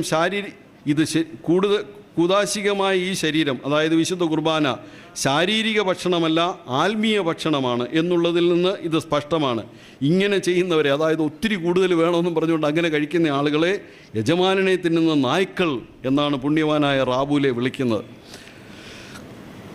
പിന്നെ റഹാലെ യാക്കോബ് പറയുന്നു, കർത്തൃ ശരീരം വെള്ളത്തിൽ മുങ്ങി എന്ന് വെച്ച് അതിന് ശക്തി കുറവ് വരികയില്ല. കർത്താവ് യഹൂദായിക്ക് കൊടുത്തപ്പോൾ വെള്ളത്തിൽ മുക്കിയത് അതിന് ശക്തി കുറവ് വരുത്തുവാൻ വേണ്ടിയല്ല, അതുണങ്ങി മാർദ്ദവമില്ലാതിരുന്നത് കൊണ്ടാണ്. ദേവാലയത്തിൽ കൊണ്ടുവരുന്ന കുർബാന വസ്തുക്കളിൽ നിന്നെടുത്ത് കുർബാന അണച്ച ശേഷമല്ലാതെ അത് ആർക്കെങ്കിലും കൊടുക്കുന്ന വിഹിതമല്ല. നേർച്ച സാധനങ്ങളൊക്കെ കൊണ്ടുവരും. നമ്മൾ വീട്ടിൽ അമ്മച്ചിമാരൊക്കെ പറയത്തില്ലേ, നേർച്ച ഉണ്ടാക്കി പെരുന്നാൾ കൂട്ടിനൊക്കെ ഉണ്ടാക്കി വെക്കുന്നത് ആദ്യം നമ്മൾ കഴിക്കുകയാണോ ചെയ്യുന്നത്? അല്ല, ആദ്യം വിരുന്നിന് വേണ്ടി കൊടുക്കുന്നു. അത് കൊടുത്തിട്ട് ആ നേർച്ചയായിട്ടുള്ളത് കൊടുത്തതിന്, നേർച്ചയുടെ അപ്പം ഉണ്ടാക്കിയാൽ ആദ്യം നമ്മൾ കഴിച്ച് തീർക്കല്ല, എന്നിട്ട് ബാക്കിയുണ്ടെന്ന് പള്ളിയിൽ കൊടുക്കല്ല. അതുപോലെ തന്നെ അവശിഷ്ടങ്ങളായിട്ട് വരുന്നത്, അതായത് അപ്പം ആദ്യം എടുത്ത് വേറെ എന്തെങ്കിലും, അന്നൊക്കെ അപ്പങ്ങൾ ഒത്തിരി ഉണ്ടാക്കിക്കൊണ്ട് വരുമായിരുന്നു, വിശ്വാസികൾക്കൊക്കെ കൊണ്ടുവരുമായിരുന്നു. ഇപ്പം ഞാൻ നാളെ ആഫ്രിക്കയിൽ കോപ്റ്റിക് സഭയുടെ കുർബാനയിൽ ചെന്നപ്പോൾ അവിടെ ഒരു വലിയ എന്താ പറയുന്നത്, ഈ ഗൾഫിലൊക്കെ ഉണ്ടല്ലോ കുബൂസ്, ഇത്രയും വലിപ്പമുള്ള വലിയ അപ്പമായിട്ടാണ് കൊണ്ടുവരുന്നത്. ജോസാറിനറിയാം, വലിയ അപ്പമായിട്ടാണ് ഈ കോപ്റ്റിക്കാരൊക്കെ ഈ അപ്പം ഉണ്ടാക്കിക്കൊണ്ട് വരുന്നത്. അപ്പോൾ അതെല്ലാം കൂടെ കൊണ്ടുവന്ന് ഒരെണ്ണം എടുത്തിട്ട് അർപ്പിക്കും. അത് കഴിഞ്ഞ് നമ്മൾ ബ്രുക്സ കൊടുക്കത്തില്ലേ, ബ്രുക്സ കൊടുക്കുന്നത് നമ്മൾ ചെറിയ കഷ്ണമായിട്ടല്ലേ കൊടുക്കുന്നത്, അത് വലിയ കഷ്ണമായിട്ട് കൊണ്ടുവരാറുണ്ട്, വലിയ ഇതായിട്ട്. അപ്പോൾ അന്നൊക്കെ ഇങ്ങനെയൊക്കെ കൊണ്ടുവരുമായിരുന്നു. അതുകൊണ്ടാണ് പറയുന്നത്, അപ്പോൾ ആദ്യം വരുന്നുണ്ടെങ്കിൽ ഒരുത്തം വിശക്കുന്നതെന്ന് പറഞ്ഞുകൊണ്ട് അതെടുത്ത് തിന്നേച്ച് പിന്നെ കുർബാന അർപ്പിച്ചാൽ മതിയോ? അങ്ങനെ ചെയ്യാനായിട്ട് പാടില്ല. ആദ്യം കുർബാന അർപ്പിക്കുക, അത് കഴിഞ്ഞിട്ട് അവശിഷ്ടം കൂടുതലായിട്ട് വരുന്ന സാധനങ്ങൾ ബാക്കിയുള്ളവർക്ക് കൊടുക്കുക. പിന്നെ കുർബാന കഴിഞ്ഞെന്ന് പറഞ്ഞാൽ പിറ്റേ ദിവസം അല്ലെങ്കിൽ ഞാൻ തിങ്കളാഴ്ച കാണാൻ പള്ളിയിൽ അങ്ങോട്ട് ഇല്ലെന്ന് അവിടെ വീഞ്ഞിരിക്കുന്നത് കണ്ട് ഇച്ചിരി എടുത്ത് കുടിച്ചേച്ചിനി അടുത്ത ആഴ്ച ബാക്കി അച്ഛൻ കുർബാനയിലേക്കോട്ട് അങ്ങനെയൊന്നും വിചാരിക്കരുത്. അങ്ങനെ നേരം അവിടെ എടുത്ത് വെക്കരുത്. ശകലമൊക്കെ ഒന്ന് കുടിക്കാമെന്നൊക്കെ തോന്നിയിട്ട്, അല്ലെങ്കിൽ അവിടെ ഇരിക്കുന്നത് അത് നല്ല മധുരമാണല്ലോ, കുഴപ്പമില്ല, അല്ലെങ്കിൽ പുളിച്ച് തേട്ടുന്നുണ്ട്. അപ്പോൾ പൗലോസ്ലീഹ പറഞ്ഞില്ലേ, നീ അല്പം അജീർണമുള്ള ഒടിച്ച് വീഞ്ഞ് കുടിച്ചോളാൻ പറഞ്ഞിട്ടില്ല. പള്ളിയിരിക്കുന്ന വീഞ്ഞല്ല കുടിക്കേണ്ടത്, അത് വിശുദ്ധ കുർബാനയ്ക്ക് വേണ്ടി മാത്രമുള്ള. ബാക്കിയുള്ള അങ്ങനെ വല്ലതും ഔഷധമോ അരിഷ്ടമോ എല്ലാം കുടിക്കണമെങ്കിൽ അത് പള്ളിയിൽ പോയി കുടിച്ചോണം. അല്ല പള്ളി വന്ന് എഴുതണേ, എന്നിട്ട് കുടിച്ചേച്ച് അവിടെ വെച്ചേച്ച് അത് പിറ്റേ ദിവസം അച്ഛനെടുത്ത് ആരും അറിയുന്നില്ലല്ലോ എന്ന് വിചാരിക്കുക. സർവ്വതും കാണുന്നതായ ദൈവം അത് കണ്ടുകൊണ്ടിരിക്കുക. അത് മനസ്സിലാക്കിക്കൊണ്ട് വേണം ഈ ശുശ്രൂഷയിൽ സംബന്ധിക്കാനായി. കർത്തൃ ശരീരം ദേവാലയത്തിൽ കൊണ്ടുവരുന്ന കുർബാന വസ്തുക്കളിൽ നിന്നെടുത്ത് കുർബാന അണച്ച ശേഷമല്ലാതെ അത് ആർക്കെങ്കിലും കൊടുക്കുന്ന വിഹിതമല്ല. കുറേ കാര്യങ്ങൾ ഇങ്ങനെ പറയുന്നുണ്ട്. അതത് ദിവസം ഉപയോഗിക്കാൻ സാധിക്കാതെ ശേഷിക്കുന്ന കുർബാന സാധനങ്ങൾ വീഞ്ഞും മറ്റും ദിവസങ്ങളിൽ വീഞ്ഞ് മറ്റ് ദിവസങ്ങളിൽ എടുത്ത് ഉപയോഗിക്കാം. അത് ചീത്തയായി പോയാൽ ഉപയോഗിച്ചു എന്ന് വരുത്തുവാനായി ഒരു തുള്ളി മാത്രം എടുക്കണം. ഉപയോഗിക്കാവുന്ന കുർബാനയപ്പത്തിൻ്റെ സംഖ്യ അനുസരിച്ച് ശനിയാഴ്ചയിൽ മാത്രം തൃത്വത്തിൻ്റെ പൂർത്തീകരണമായി 3 അപ്പങ്ങൾ അർപ്പിക്കണം. ഏവെങ്കിലുവിൻ്റെ പൂർത്തീകരണത്തിനായി ഞായറാഴ്ച ദിവസം 4 അപ്പങ്ങൾ അർപ്പിക്കണം എന്ന് ക്ലിമ്മീസിൻ്റെ പുസ്തകത്തിൽ എഴുതിയിട്ടുണ്ട്. ഇനിയും കുർബാന അനുഭവിക്കുന്നതിനെക്കുറിച്ച് പ്രായമുള്ള കുട്ടികൾക്ക് ഭക്ഷണം കഴിച്ച ശേഷം കുർബാന നൽകുന്നവരെ നിരോധനത്തിൽ നിർത്തണം. മനസ്സിലായോ? ഭക്ഷണം കഴിച്ചേച്ച് വന്ന് കുർബാന അനുഭവിക്കാൻ പാടില്ല. പ്രായമുള്ള കുട്ടികൾക്ക്, കൊച്ചു കുഞ്ഞുങ്ങളിപ്പം മൂല കുടിക്കുന്നവർ, പാൽ കുടിക്കുന്നവരുണ്ട്, അങ്ങനെയുള്ള കുഞ്ഞുങ്ങൾക്കൊക്കെ കൊടുക്കാം. അതേസമയത്ത് പ്രായമുള്ള കുട്ടികൾ ഭക്ഷണം കഴിച്ച ശേഷം കുർബാന നൽകുന്നവരെ നിരോധനത്തിൽ നിർത്തണം. നമ്മൾ വിചാരിക്കും അച്ഛൻ കാണുന്നില്ലല്ലോ, അങ്ങ് വീട്ടിൽ നിന്ന് കാപ്പി പിടിച്ച് വരാമെന്ന് വിചാരിക്കും. അങ്ങനെ ചെയ്യാൻ പാടില്ല. ഉപവാസത്തോടു ചെയ്യണം വിശുദ്ധ കുർബാന അർപ്പിക്കാനായിട്ട്. അപകടമോ രോഗമോ ആസന്നമായിരിക്കുന്ന അവസാന സന്ദർഭത്തിൽ ഒഴികെ എല്ലാവിധ ഒരുക്കത്തോടും വെടിപ്പോടും കൂടെ വിശുദ്ധ കുർബാനയെ സമീപിക്കേണ്ടതാകുന്നു. അപകടത്തിൽപ്പെട്ടിരിക്കുക, അല്ലെങ്കിൽ രോഗിയായിരിക്കുക, അങ്ങനെയുള്ള അവസരത്തിൽ മരുന്നൊക്കെ കഴിക്കുന്നുണ്ട്. അങ്ങനെയുള്ള രോഗികൾക്ക് നമ്മൾ സ്വയം രോഗികളാകരുത്. ഞാൻ രോഗിയാണ് എന്ന് പറഞ്ഞുകൊണ്ടൊന്ന് കാപ്പി പിടിച്ച് വന്ന് വിശുദ്ധ കുർബാന അർപ്പിക്കാനായിട്ടോ അല്ലെങ്കിൽ അനുഭവിക്കാനായിട്ടോ ഒക്കത്തില്ല. വിശുദ്ധ കുർബാനയുടെ ബഹുമതിക്ക് വേണ്ടി ശാരീരിക ബന്ധങ്ങളിൽ നിന്ന് ഒഴിഞ്ഞിരിക്കണം. വിശുദ്ധ കുർബാന സംബന്ധിക്കുന്ന അവസരത്തിൽ പിശാച് ബാധയുള്ള ഒരു വിശ്വാസി കുർബാനയെ അപഹസിക്കുകയോ നിന്ദിക്കുകയോ ചെയ്യുകയില്ല എങ്കിൽ സംബന്ധിക്കാം. എന്നാൽ പെരുന്നാൾ ദിവസങ്ങളിലല്ലാതെ എപ്പോഴും അരുത്. പുരുഷനും സ്ത്രീയും വിവാഹമുറയിൽ ഉൾപ്പെട്ടാൽ ആ ദിവസം സംബന്ധിക്കുവാൻ പാടില്ല. ആകയാൽ ഏകാഭിപ്രായമായി ഉപവാസത്തിലും പ്രാർത്ഥനയിലും ഉൾപ്പെടുന്ന കാലത്തല്ലാതെ നിങ്ങൾ പരസ്പരം പിരിഞ്ഞിരിക്കരുത്. ശാരീരിക മോഹങ്ങൾ മൂലമായി സാത്താൻ്റെ പരീക്ഷയിൽ ഉൾപ്പെടാതിരിക്കാൻ വേണ്ടി വീണ്ടും നിങ്ങൾ സംയോജിച്ചുകൊള്ളുവിനെന്ന് ശ്ലീഹ പറഞ്ഞിരിക്കുന്നു. പെസഹ വ്യാഴാഴ്ചയ്ക്ക് 2-3 ദിവസം മുമ്പ് പ്രസവിക്കുന്ന ഒരു സ്ത്രീ രക്തം മുഴുവനും കഴുകി വെടിപ്പാക്കുവാൻ സാധിക്കുന്ന പക്ഷം അവൾക്കും വിശുദ്ധ കുർബാനയെ സംബന്ധിക്കും. ഇങ്ങനെ വിശുദ്ധ കുർബാനയിൽ ആരൊക്കെ സംഭവിക്കണമെന്നും ആരൊക്കെ സംഭവിക്കരുതെന്നും ഒക്കെ പറയുന്നുണ്ട്. പിന്നെ ബാർബ്രായ പറയുന്നൊരു കാര്യം കേട്ടോണം, അത് വളരെ പ്രധാനപ്പെട്ട. അനുഭവിക്കുന്നതിന് മുമ്പായി കുളിക്കുമ്പോൾ കുളിക്കാം, എന്നാൽ തൊണ്ടയിൽ വെള്ളം പോകാതെ സൂക്ഷിച്ചുകൊണ്ടായിരിക്കണം കുളിക്കുന്നത്. മനസ്സിലായോ? കുളിക്കുന്ന ഉടനെ തൊണ്ടയിൽ വെള്ളം പോകാൻ പാടില്ല. അബദ്ധത്തിൽ ഉദയത്തിന് മുമ്പായി ഒരാൾ വെള്ളം കുടിച്ചു പോയാൽ അവൻ്റെ മനസാക്ഷിക്ക് ശങ്കയില്ലെങ്കിൽ അവനെ സംബന്ധിക്കാമെന്നാണ് എൻ്റെ അഭിപ്രായം. തെല്ലയിലെ യൂഹാനൻ പറഞ്ഞ, കുടിച്ചതിന് ശേഷം സൂര്യോദയത്തിന് മുമ്പായി ഒന്ന് മയങ്ങിയെങ്കിലും ചെയ്തവനും രോഗസംബന്ധമായ അത്യാവശ്യം മൂലം ഭക്ഷണം കഴിച്ചു പോയവനും തീർച്ചയായും കുർബാന നൽകണം. അപ്പോൾ എന്താ പറയുന്നത്? അബദ്ധത്തിൽ രാവിലെ വെള്ളം കുടിച്ചു പോയാൽ, അല്ലെങ്കിൽ 4 മണിക്ക് എണ്ണിക്കുന്നുണ്ടെങ്കിൽ ദാഹിച്ചു, പിന്നെ ഒന്ന് മയങ്ങിയിട്ട് വേണം വിശുദ്ധ കുർബാന അനുഭവിക്കാനായിട്ട്. അപ്പോൾ എന്താ പറയുന്നത്? പിതാക്കന്മാർ അത്ര സൂക്ഷ്മതയോടുകൂടി പറയുന്നത് എന്നും പറഞ്ഞുകൊണ്ട് രാവിലെ വെള്ളം കുടിച്ചു പോയി എന്ന് പറഞ്ഞ് 6 മണി 7 മണി വരെ കിടന്ന് ഉറങ്ങിച്ച് പള്ളി വരാനല്ല പറഞ്ഞേക്കുന്നത്. അങ്ങനെയൊന്നും ചെയ്യരുത്. വെള്ളം അങ്ങനെയൊക്കെ പറ്റുക. അതിൻ്റെയൊക്കെ നിഷ്ഠ എന്താ? ഉറക്കം കഴിഞ്ഞിട്ട് ഉണർന്നു കഴിഞ്ഞതിന് ശേഷം പിന്നെ ഒന്നും ചെയ്യാൻ പാടില്ല, കുർബാന അനുഭവിക്കാനായിട്ട് പാടില്ല. അത് അബദ്ധത്തിലെങ്ങാണ് വെള്ളം പോയപ്പോഴും അത് സൂക്ഷിക്കണം, അവൻ്റെ മനസാക്ഷി അത് സൂക്ഷിക്കണം.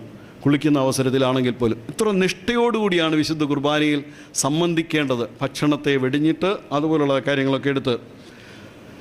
പെസഹ വ്യാഴാഴ്ചയോ അറിയിപ്പിൻ്റെ ശനിയാഴ്ചയോ ഒരാൾ വായ് കഴുകവേ അറിയാതെ വെള്ളം തൊണ്ടയിൽ പോയാൽ അവൻ കുർബാന അനുഭവിക്കുന്നതിന് വിരോധിക്കരുത്. വായിൽ രോഗമുള്ള ഒരാൾ കുർബാന അനുഭവിക്കുവാൻ ആഗ്രഹിച്ചാൽ വായിൽ എന്തെങ്കിലും മരുന്ന് വെച്ച് തൊണ്ടയിൽ ഇറങ്ങിച്ചെല്ലാത്ത വിധത്തിലായാൽ പോലും ഊതുകയോ കാർക്കിക്കുകയോ ചെയ്യരുത്. അത് കേട്ടോ, കുർബാന അനുഭവിച്ചതിന് ശേഷം അല്ലെങ്കിൽ കുർബാന അനുഭവിക്കുമ്പോൾ വിശുദ്ധ വസ്തുക്കൾ അപഹസിക്കപ്പെടാതിരിക്കാൻ വേണ്ടി പട്ടക്കാർ പിശാച് ബാധിതർക്ക് കുർബാന നൽകരുത്. സ്വബോധമില്ലാത്ത ആളുകൾ ആ കുർബാനയെ അപഹസിക്കുവാനായിട്ട് പാടില്ല. അങ്ങനെ വരുന്നതുകൊണ്ട് വളരെ നിഷ്ഠയോടുകൂടി വേണം. അങ്ങനെ സൂക്ഷിക്കുന്ന ആളുകൾക്ക് വേണം. വിവേചിക്കാത്ത ആളുകൾക്ക് വിശുദ്ധ കുർബാന നടക്കാൻ പാടില്ല. പിന്നെ ഒരു ദിവസം 2 പ്രാവശ്യം കുർബാന ചൊല്ലുവാൻ എപ്പിസ്കോപ്പായിക്കോ കശീശായിക്കോ ദൈവത്തിൽ നിന്ന് അധികാരമില്ല. ഒരു ദിവസം ഒരു മദ്ബഹായിൽ, അതായത് തബലേത്താമേൽ രണ്ടാമതും കുർബാന അണയ്ക്കുവാൻ പാടില്ല. പാതിരാത്രിയുടെ പ്രാർത്ഥന നടത്തിയിട്ടില്ലാത്ത കശീശായോ ഷമ്മാശനോ മദ്ബഹായിൽ പ്രവേശിച്ചുകൂടാ. വാതുക്കൽ നിന്ന് ശുശ്രൂഷിച്ചു കൊള്ളണം. പട്ടക്കാരനോ ഷമ്മാശനോ എന്ന് പറയുന്നത് ശുശ്രൂഷക്കാരുൾപ്പെടെയുള്ള ആളുകളാണ്. പാതിരാത്രിയുടെ പ്രാർത്ഥന നടത്തിയിട്ടില്ലാത്ത കശീശായോ ഷമ്മാശനോ മദ്ബഹായിൽ പ്രവേശിക്കാൻ പാടില്ല. ഒരു കശീശായ്ക്ക് ശുശ്രൂഷക്കാരനെ കൂടാതെ കുർബാന അർപ്പിക്കുവാൻ അധികാരമില്ല. വെടിപ്പുള്ള ചെരുപ്പുകൾ ധരിച്ചുകൊണ്ടല്ലാതെ മദ്ബഹായിൽ പ്രവേശിപ്പാൻ കശീശായ്ക്കോ ഷമ്മാശനോ അധികാരമില്ല. മദ്ബഹായിലെ ഉപയോഗത്തിന് പ്രത്യേക ചെരുപ്പുകൾ ഉണ്ടാക്കുന്ന ഏറ്റവും ഉചിതമായിരിക്കും. അതുപോലെ തന്നെ വസ്ത്രത്തെക്കുറിച്ചും പറയുന്നുണ്ട്. മദ്ബഹായിൽ ഉപയോഗിക്കുന്ന വസ്ത്രങ്ങൾ വെടിപ്പുള്ളതായിരിക്കണം, അന്ന് തേച്ച് അല്ലെങ്കിൽ അലക്കി തേച്ച് കൊണ്ടുവരുന്നതായിരിക്കണം. മദ്ബഹായിൽ നിൽക്കുമ്പോൾ അങ്ങോട്ടും ഇങ്ങോട്ടും വേർപ്പുള്ള വസ്ത്രമാണെങ്കിൽ നമുക്ക് തന്നെ ചിലപ്പോൾ ചൊറിച്ചിൽ വരും. അങ്ങനെ ചൊറിച്ചിൽ വരുന്ന വസ്ത്രങ്ങളൊന്നും ഇടരുത്, അടിവസ്ത്രങ്ങളാണെങ്കിലും മുകൾ വസ്ത്രങ്ങളാണെങ്കിലും.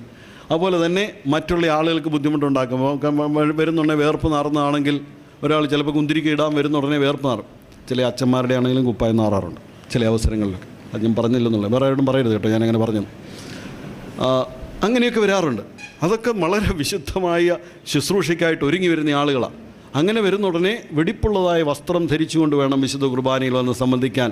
മധുബഹായിൽ ഉപയോഗിക്കുന്നതായ വസ്ത്രങ്ങൾ എല്ലാ ആഴ്ചയും ശുശ്രൂഷ കുപ്പായം അലക്കി തേച്ച് കൊണ്ടുവരുന്ന ചില ശുശ്രൂഷക്കാരെ എനിക്കറിയാം. അവരെ കണ്ടാൽ തന്നെ വളരെ ഭംഗി തോന്നും. അതേപോലെ തന്നെ ഈ കുർബാനയ്ക്ക് വരുന്ന ഉടനെ നമ്മളൊക്കെ ഈ ആളുകളുടെയൊക്കെ വായിലോട്ടൊക്കെ ചിലപ്പോൾ വെള്ളമൊക്കെ ഒഴിച്ചു കൊടുക്കാറുണ്ട്. അങ്ങനെയൊക്കെ ചെയ്യുന്ന അവസ്ഥ വളരെ സൂക്ഷ്മതയോടുകൂടി അത് ചെയ്യാനായിട്ട് സാധിക്കണം. അവരുടെ വസ്ത്രത്തിലൊന്നും വീഴിക്കാതെയും നമ്മുടെ കൈ കണ്ടാൽ അവർക്ക് അറുപ്പ് തോന്നാത്ത രീതിയിൽ കൈ പിടിച്ചുകൊണ്ടും ഒക്കെ ആയിരിക്കണം ഇക്കാര്യങ്ങൾ ചെയ്യുന്നത്. നമ്മൾ ആളുകളുടെ അടുത്തേക്ക് ചെല്ലുക. ചിലപ്പം മെഴുകുതിരിയും കൊണ്ടായിരിക്കും ചെല്ലുന്നത്, ചിലപ്പം കുന്തിരിക്കം കൊണ്ടായിരിക്കും ചെല്ലുന്നത്, ചിലപ്പോൾ അപ്പം കൊണ്ടായിരിക്കും, നേർച്ച കൊണ്ടായിരിക്കും ചെല്ലുന്നത്. നമ്മൾ അങ്ങനെ പോകുന്നുണ്ടെങ്കിൽ എല്ലാ ദിവസവും ഫ്രഷായിട്ടുള്ള വസ്ത്രം അത് അങ്ങനെ തന്നെ ധരിച്ചുകൊണ്ട് ദൈവത്തിൻ്റെ സന്നിധിയിലേക്ക് വരാനായിട്ട് സാധിക്കണം. മോശയ്ക്ക് കൽപ്പന കൊടുക്കുന്ന ഉടനെ കർത്താവ് ഇതൊക്കെ ചെയ്യുന്നുണ്ട്. മോശയോട് കൽപ്പിക്കുന്നുണ്ട് എങ്ങനെയായിരിക്കണം പുരോഹിതന്മാരും ഷമ്മാശന്മാരും ശുശ്രൂഷക്കാരും ഒക്കെ ദേവാലയത്തിൽ വരേണ്ടതെന്ന്. അങ്ങനെ വരുന്ന അവസരത്തിൽ വളരെ നിഷ്ഠയോടുകൂടി ആ വസ്ത്രങ്ങളെക്കുറിച്ചൊക്കെ സൂക്ഷ്മതയോടുകൂടി ദേവാലയത്തിൽ വരാനായിട്ട് സാധിക്കണം. വെടിപ്പുള്ള ചെരുപ്പുകൾ ധരിച്ചുകൊണ്ടല്ലാതെ മധുബായിൽ പ്രവേശിപ്പാൻ കശീശായ്ക്കോ ഷമ്മാശനോ അധികാരമില്ല. മധുബായിലെ ഉപയോഗത്തിന് പ്രത്യേകം ചെരുപ്പുകൾ ഉണ്ടാകുന്നത് ഏറ്റവും ഉചിതമായിരിക്കും. കുർബാന അനുഭവിക്കുന്നതിന് മുമ്പായി ആരും വിജാതീയനോടോ യഹൂദനോടോ സംസാരിക്കരുത്. അന്ന് വിജാതീയന്മാരും യഹൂദന്മാരും ഒക്കെ ഉണ്ടായിരുന്നു. ഞങ്ങൾക്കറിയാം. എന്നോട് പണ്ട് ഞാൻ പട്ടണത്തിൻ്റെ അരമനയെ താമസിക്കുന്നുണ്ട്. നമ്മുടെ ചാണ്ടി സാറ് അന്ന് പറയുമായിരുന്നു അവിടുത്തെ ചാലിലെ വല്യച്ഛനെ കുറിച്ച്. വല്യച്ഛൻ ഇങ്ങനെ എവിടെയെങ്കിലും ദൂരെ ഒക്കെ കുർബാന ചെല്ലാനായിട്ട് പോകുമായിരുന്നു. കാരണം പണ്ട് ഇത്രയും വലിയ പള്ളികളൊന്നും ഇല്ലായിരുന്നില്ല, എല്ലായിടത്തും പള്ളികളൊന്നുമില്ല, ബസ് സൗകര്യമില്ല, കാർ സൗകര്യം സ്കൂട്ടറിലൊന്നും അല്ല പോകുന്നത്. അപ്പോൾ അച്ഛൻ ബസ്സിൽ കയറി പോകുന്ന ഉടനെ കൊച്ചുമോനെ കൂടെ കൊണ്ടുപോകും. ഇപ്പോൾ നമ്മുടെ യോണച്ചൻ ആ കൊച്ചുമോനെ കൂടെ കൊണ്ടുപോകുന്നത് എന്തിനാണെന്നറിയാവോ? പൈസ എടുത്ത് കണ്ടക്ടർക്ക് കൊടുത്തിട്ട് എവിടെ പോകണമെന്ന് പറയാനായിട്ട്. അച്ഛൻ മിണ്ടത്തില്ല. അപ്പോൾ അച്ഛൻ മിണ്ടാതിരിക്കുന്ന ഉടനെ എവിടെ പോകാനാണ്, ഇവിടെ ഇറങ്ങേണ്ടത്, എത്ര പൈസ കൊടുക്കണം, എത്ര ബാക്കി വാങ്ങിക്കണം, ഈ കാര്യങ്ങൾ പറയാനായിട്ട് സംസാരിക്കാനായിട്ട് ഒരുത്തനെ കൂടെ കൊണ്ടുപോകും. അതായിരുന്നു അവരുടെ നിഷ്ഠയെന്ന് പറയുന്നു. സെമിനാറിലൊക്കെ പഠിക്കുന്ന സമയത്ത് നമുക്കറിയാം, സന്ധ്യാനമസ്കാരം സൂത്താറ നമസ്കാരം കഴിഞ്ഞിട്ട് പിന്നെ അനാവശ്യമായ വാഗ്വാദങ്ങളിലോ വർത്തമാനം പറയാനായിട്ടോ പാടില്ല. അങ്ങനെയില്ലാതാണ് വിശുദ്ധ കുർബാനയിൽ വന്ന് സംബന്ധിക്കുന്നത്. ഇവിടെ ബാറബ്രായ പറഞ്ഞിരിക്കുന്നത് കുർബാന അനുഭവിക്കുന്നതിന് മുമ്പ് വിജാതീയനോടോ യഹൂദനോടോ സംസാരമോ പാടില്ല. രാവിലെ പത്രം വായിച്ചിട്ടും അരുത്. നമ്മളിരുന്ന് പത്രത്തിലുള്ള വാർത്തകളെല്ലാം വായിച്ച് ചില അച്ഛന്മാരുണ്ട്, പ്രസംഗിക്കാമല്ലോ എന്ന് വിചാരിച്ച് വായിക്കുക. അങ്ങനെ വായിക്കാനൊന്നും അനുവാദം കൊടുത്തിട്ടൊന്നുമില്ല. ഇത് വായിച്ച് പുതിയ വാർത്തയൊക്കെ വന്നിട്ട് പ്രസംഗിക്കാമല്ലോ, എല്ലാവരോടും പറയാമല്ലോ, ആനുകാലികമായ കാര്യങ്ങൾ തന്നെ. അങ്ങനെയൊന്നും വായിക്കാനായിട്ട് അവകാശമില്ല. നമ്മൾ വിശുദ്ധ കുർബാനയ്ക്കായിട്ട് വരുന്ന അവസരത്തിൽ അതിനോടുള്ള ധ്യാനമായിരിക്കണം, അതിനോടുള്ള ഭക്തിയായിരിക്കണം, അതിനോടുള്ള നിഷ്ഠയായിരിക്കണം. അതുമാത്രമായിരിക്കണം നമ്മുടെ മനസ്സിലെ ചിന്ത. ആ കുർബാനയെ അനുഭവിച്ചതിന് ശേഷം, അർപ്പിച്ചതിന് ശേഷം, കുർബാനയിൽ സംബന്ധിച്ചതിന് ശേഷമായിരിക്കണം ബാക്കി ലൗകികമായ എല്ലാ കാര്യങ്ങളിലും വ്യാപൃതരാകേണ്ടത്. അന്യോന്യം വഴക്കിലിരിക്കുന്നവർ രമ്യപ്പെടുന്നതുവരെ കുർബാനയിൽ സംബന്ധിക്കരുത്. കുർബാനയിരിക്കുന്ന മധുബഹായിൽ രാത്രി മുഴുവനും വിളക്കില്ലാതെ ഇരുന്നുകൂടാ. രാത്രിയിൽ അവിടെ ലൈറ്റ് കത്തിച്ച് വെക്കണം. കുർബാന ഇരിക്കുന്ന സ്ഥലത്ത് ചില സ്ഥലങ്ങളിലൊക്കെ രാത്രിയിൽ കുർബാന വെക്കാറില്ലേ? അതുപോലെ തന്നെ നമ്മൾ കുർബാന അവിടെ ഇരിക്കുക. അച്ഛൻ കുർബാന അനുഭവിച്ചിട്ടില്ല, കാസായാലും പീലാസായാലും കുർബാനയുണ്ട്. അങ്ങനെ ഇരിക്കുന്ന അവസരത്തിൽ ശവക്കോട്ടെ ധൂപം വെക്കാൻ പോകും. അപ്പം മെഴുതിരി കെടുത്തിയേച്ച് പോകരുത്, അവിടെ ഇരിക്കണം. ആ മെഴുതിരി കത്തിക്കൊണ്ട് തന്നെ ഇരിക്കണം. വേറെ എന്തെങ്കിലും കാര്യത്തിന് വേണ്ടി നമ്മൾ പുറത്തോട്ടിറങ്ങി വരിക, മാമോദീസ് നടത്താനായിട്ട് വരിക, അല്ലെങ്കിൽ മറ്റ് കാര്യങ്ങൾ എന്തെങ്കിലും നടത്തുക, അച്ഛൻ കുർബാന അനുഭവിച്ചിട്ടില്ല, കുർബാന ത്രോണോസയിലുണ്ടെങ്കിൽ തീർച്ചയായിട്ടും അവിടെ വിളക്ക് കത്തിയിരിക്കണം, മെഴുതിരി കത്തിച്ച് വെച്ചിട്ട് വേണം പോകാനായിട്ട്. കുർബാന നടന്നിട്ട് വൈദിക ഗണത്തിൽപ്പെട്ട ആരെങ്കിലും കുർബാന സംബന്ധിക്കാതെ ഇരുന്നാൽ, അനുഭവിക്കാതെ ഇരുന്നാൽ അയാളെ വേർതിരിച്ച് നിർത്തണം. പിന്നെ പർവ്വതത്തിലോ തോട്ടത്തിലോ വയലിലോ ആട്, പശു, ഒട്ടകം ഇവയുടെ തൊഴുത്തിലോ കുർബാന നടത്തുന്നത് കുറ്റകരമല്ല. കാരണം അന്ന് പീഡകളൊക്കെ നടത്തുന്ന സമയത്തൊക്കെ പള്ളികളൊന്നും എല്ലായിടത്തൊന്നും ഇല്ല. അങ്ങനെയൊക്കെ വരുന്ന ഉടനെ സൗകര്യപ്രദമായിട്ടൊരു സ്ഥലത്ത് വിശുദ്ധ കുർബാന അർപ്പിക്കേണ്ടതായ ആവശ്യം വന്നാൽ അത് ചെയ്യുന്നതിന് കുഴപ്പമില്ല എന്ന് പറയുന്നുണ്ട്. അതേപോലെ തന്നെ വേദവിപരീതിയായ പട്ടക്കാരൻ ഡ്രൂസ്മ ചെയ്ത കാസ ഉപയോഗിക്കാൻ പാടില്ല. വേദവിപരീതികളുടെ കുർബാനയിൽ സംബന്ധിക്കാനായിട്ട് പാടില്ല. പിന്നെ പറയുന്നൊരു കാര്യം, മാബുവിലെ ഫിലിക്സിനോസ് പറയുന്ന ചില അവസരങ്ങളിൽ ചിലർക്കൊക്കെ സംശയമുണ്ടാകും, പള്ളിയിലൊക്കെ ഇങ്ങനെ പറയാറ്. ഇങ്ങനെ വരുന്നുണ്ട്. ഈ അച്ഛനാണെങ്കിൽ കഴിഞ്ഞ ആഴ്ച വഴക്കൊക്കെ പറഞ്ഞു, പൊതുയോഗത്തിലും വഴക്കൊക്കെ ഉണ്ടാക്കി, ഇനി അടുത്ത ആഴ്ച അച്ഛൻ്റെ കുർബാനയിൽ സംബന്ധിക്കത്തില്ല, ഈ അച്ഛൻ്റെ കുർബാന എന്താണ്, ഇങ്ങനെയൊക്കെ പറയുന്ന ആളുകളെക്കുറിച്ച് മാമ്പുകിലെ പിലക്സിനോസ് പറഞ്ഞിരിക്കുന്ന ദുർവൃത്തരും കള്ളന്മാരുമായ പട്ടക്കാർ സഭയിലുണ്ടെങ്കിലും അവരുടെ തലയിൽ വയ്ക്കപ്പെട്ട കൈ സത്യമുള്ളതാകിയാൽ അവരുടെ കുർബാനയും വെടിപ്പുള്ളതാകുന്നു. എന്തെന്നാൽ പട്ടക്കാരൻ്റെ അറിവില്ലായ്മ കാരണം കർത്താവിൻ്റെ കരുണ അവിടുത്തെ ദാസരിൽ നിന്ന് വിരോധിക്കപ്പെടുകയില്ല. എന്തെങ്കിലും കുറ്റങ്ങളോ കുറവുകളോ ഒക്കെ പുരോഹിതന്മാരിൽ നിന്ന് വന്നു പോയിട്ടുണ്ടെങ്കിൽ പോലും ആ കുർബാന അംഗീകരിക്കപ്പെട്ട ബലിയായിട്ട് ജനം മുഴുവനും ഒന്നിച്ചു നിന്നുകൊണ്ട് പ്രാർത്ഥിക്കുന്നതായ ഒരു വലിയ ബലിയായിട്ട് ആ വിശുദ്ധ കുർബാനയെ സ്വീകരിക്കുവാനായിട്ട് സാധിക്കണം. കർത്താവിൻ്റെ ശരീരം വൃക്ഷങ്ങളിലോ അതിരുകളിലോ സ്ഥാപിക്കരുത്. ചിലർ അങ്ങനെ ചെയ്യുന്നത് വിശ്വാസപൂർവ്വമായിരിക്കാമെങ്കിലും അത് അനധികൃതമാകുന്നു. കുർബാന അല്പം എടുത്തുകൊണ്ട് വീട്ടിൽ കൊണ്ടുപോയി ഇനി പിശാചൊന്നും കയറാതിരിക്കാൻ വേണ്ടി അവിടെ സൂക്ഷിച്ചു വെക്കേണ്ട ആവശ്യമൊന്നുമില്ല. ഇങ്ങനെ വിശുദ്ധ കുർബാന അർപ്പിക്കുന്ന കാര്യങ്ങളെക്കുറിച്ച് കുറേയധികം കാര്യങ്ങൾ ഇതിൻ്റെ ബാർബറായുടെ കാനൂനിൽ പറയുന്നുണ്ട്. കുർബാന ചൊല്ലേണ്ടത് എങ്ങനെയാണെന്നും അതിൻ്റെ ക്രമം എങ്ങനെയായിരിക്കണമെന്നും ആദ്യം എന്താണ് പ്രാർത്ഥിക്കേണ്ടതെന്നും വാഴ്ത്തി ശുദ്ധീകരിച്ച് എങ്ങനെയാണ് പറയേണ്ടതെന്നും ഇതുപോലുള്ള കാര്യങ്ങളെല്ലാം പറയുന്നതാണ് ബാർബറായുടെ ഹൂദായ കാനൂൻ. അതുപോലെ തന്നെ മാമോദീസായെക്കുറിച്ച് പിന്നെയും തുടർച്ചയായിട്ട് വരുന്നുണ്ട്. ഓരോ കൂദാശകളെക്കുറിച്ചും വിശദമായിട്ട് പറയുവാനായിട്ട് സന്ദർഭമില്ല. എനിക്ക് അനുവദിക്കപ്പെട്ട സമയമൊക്കെ കഴിഞ്ഞു, ഉച്ചനമസ്കാരത്തിൻ്റെ സമയമാകുന്നു. ഏതായാലും ഞാൻ നിങ്ങളോട് പറഞ്ഞു വന്നത് ഒരു പ്രധാനപ്പെട്ട കാര്യം നിങ്ങളുടെ ചിന്തയിലേക്ക് കൊണ്ടുവരാൻ മാത്രമേ ആഗ്രഹിച്ചുള്ളൂ. അതായത് സഭയുടേതായ നിയമങ്ങൾ, കൂദാശ അനുഷ്ഠാനങ്ങളെ സംബന്ധിച്ചുള്ളതായ പ്രമാണങ്ങൾ ഇതെല്ലാം വേദപുസ്തക അടിസ്ഥാനമാക്കിയും പിതാക്കന്മാരുടെ പഠിപ്പിക്കലുകൾ അടിസ്ഥാനമാക്കിയും ഹൂദായ കാനോൻ അതുപോലുള്ളതായ കാനൂനുകൾ അടിസ്ഥാനമാക്കിയുമുള്ളതാണ്. ബാർബറായുടെ ഹൂദായ കാനോനാണ് മലങ്കര സഭ ഉപയോഗിക്കുന്ന കാനോൻ. ആ കാനോനിലെ വ്യവസ്ഥകളൊക്കെ അനുസരിച്ചാണ് പല കർമ്മങ്ങളും സഭയിൽ അനുഷ്ഠിച്ചുകൊണ്ടിരിക്കുന്നത്. അത് കൂടുതൽ പഠിക്കുവാനും മനസ്സിലാക്കുവാനായിട്ട് നമുക്ക് സാധിക്കണം. പ്രാർത്ഥനയെക്കുറിച്ചും വിശുദ്ധ കുർബാനയെക്കുറിച്ചുമുള്ള ഭാഗങ്ങൾ മാത്രം നിങ്ങളുടെ ചിന്തയിലേക്ക് കൊണ്ടുവന്നുള്ളൂ. ബാക്കി ഭാഗങ്ങളൊക്കെ ഇനി ഇതുപോലുള്ള ഒരു അവസരം ഉണ്ടാവുകയാണെങ്കിൽ ബാക്കി കാര്യങ്ങളെക്കുറിച്ചുമൊക്കെ ചർച്ച ചെയ്യുവാനായിട്ട് സാധിക്കും. ദൈവം തമ്പുരാൻ നിങ്ങളെല്ലാവരെയും അനുഗ്രഹിക്കട്ടെ എന്ന് പ്രാർത്ഥിക്കുന്നു.